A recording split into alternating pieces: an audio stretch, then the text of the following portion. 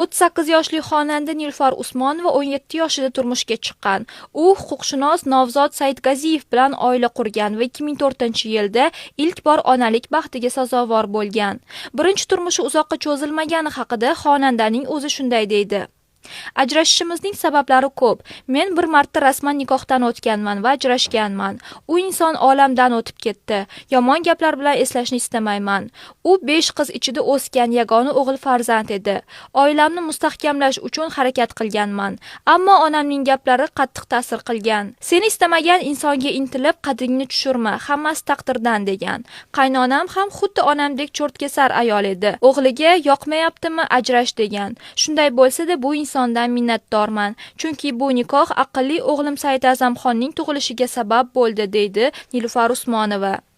Hozirgi kunda Nilufarning 5 nafar farzandi bor. Xonanda intervyularida yana farzand ko'rish niyati borligini aytib keladi.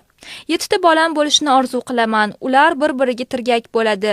5 farzandimni yolg'iz o'zim tarbiyalayapman. Yolg'iz ayollarga qanchalik qiyinligini yaxshi bilaman. 5 bolaning ta'minoti uchun hamisha harakatdaman, deydi u.